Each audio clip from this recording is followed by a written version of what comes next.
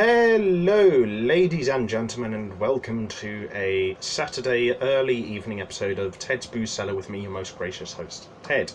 It is currently 6:43 on the 4th of July 2020. I hope I'm finding you all in a good state of mental, financial, physical, and just general well-being. If you aren't, I do hope things do get better soon, and I hope that we're all able to go out, to everywhere, not just the pubs, but everywhere, as soon as possible, considering our, very strenuous external circumstances at the moment. But anyway, on to the drink of today's episode. Now, I took a trip recently to the Wine Barrel on Western Road in Hove, and I got a couple of drinks because I already got the drink for tomorrow's episode of Ted's Booze Cellar from Sainsbury's. So while I was at the Wine Barrel, I picked up the IPA that we reviewed yesterday, and then because in a lot of recent episodes I've mainly been reviewing quite contemporary drinks, IPAs, APAs, lagers, Belgian blonde beers, ciders, that sort of thing, and I don't have any problem with reviewing a large number of those in a row, but I thought I'd try and break it up a little bit. So today we're looking at something a bit more cavalier, a bit more out there, I guess you could say. So today we're taking a look at a porter, and today we're taking a look at a espresso martini marshmallow flavoured porter.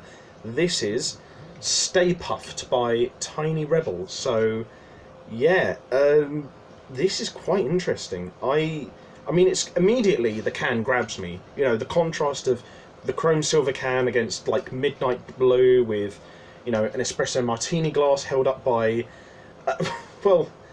a stormtrooper from Star Wars crossed with the Stay Puft Marshmallow Man from Ghostbusters. That is iconography and picture sort of quality and design that I just love. It's out there, it's weird, it's creative, love it, absolutely love it. And the colour scheme of the can is great as well. So I'm going to give the design of the can and the logo and the colour on it a 10 out of 10. This is a great looking can. And it says its eye is dark, so it's a dark coloured porter. The smell is of coffee and vanilla, and the taste is of an espresso martini. So it's a porter that tastes like an espresso martini. Yeah. So I must admit, I've never heard of Tiny Rebel Brewery, and I've never tried any of Tiny Rebel Brewery's drinks, so I don't really know what to expect.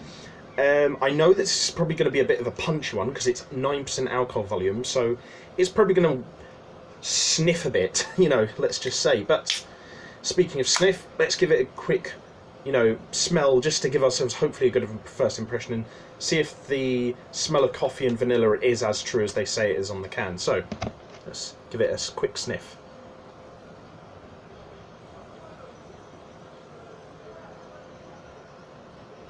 Okay, the initial smell really has that strong smell of vanilla, you can smell Madagascan vanilla beans really strongly there, and then the after smell is when the coffee kicks in, so that is actually pretty accurate. And yeah, it's kind of an unbalanced smell, one smell is kind of half the other, and then immediately afterwards you get the smell of the other thing.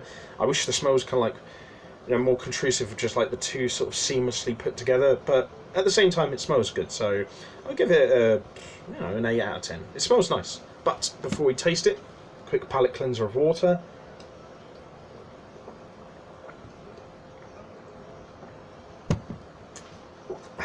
And let's taste it to see what it actually is like. So, bottoms up, and let's have a good weekend.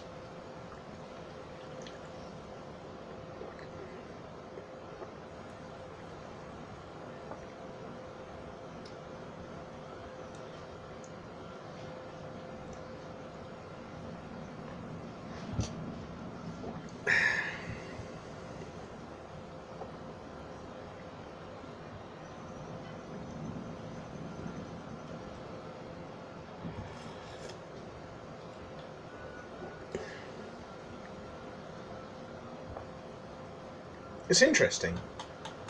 I have tasted concept porters and stouts before that have a really interesting flavour to them, like Millionaire Shortbread or Blueberry Pie, but they've never really nailed the taste before. And I wouldn't say this necessarily entirely nails the taste as well, because you can taste a tiny bit of vanilla in there, but it's really, really minuscule.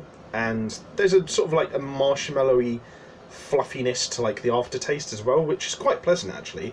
The sort of sweetness of that really off balances the bitterness of this thing, so that is actually quite welcome.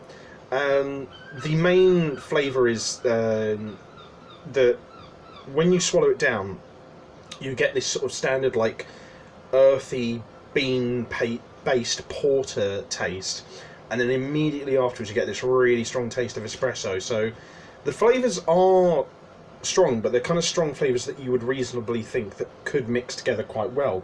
But again, they're kind of weirdly unbalanced. Like you get one just completely on its own, and then the aftertaste is a completely different other one. So it does give you a bit of tonal and sort of taste bud whiplash, but I don't know. They are the kind of flavours that you would think mix together well. So it's not as bad as it could be, but still, I'm a little bit disappointed by this because I think like the flavours could be brewed together a bit more seamlessly. I paid, what was it, £4.29 for this, and I think that it probably could be maybe like £3. I think £3 to like £3.50 is maybe a bit more reasonable, but I don't know. £4.29 isn't a terrible price. I mean, like the thing is as well, I imagine some people will be a lot more impressed by this than I am, and I still really enjoy this. I do think this is a good drink.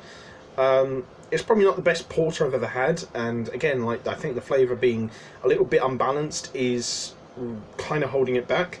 But overall, I would recommend this to craft beer drinkers, especially porter drinkers as well.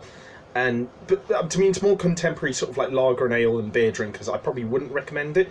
But to people who do like to go out of their way for interesting, weird things like this, definitely try it out, because it's something. It is interesting, and I actually do like, despite how much I mouthed it off, I do actually really like this. It smells good, it looks good, and it does taste overall pretty damn good as well. So I'll give it like a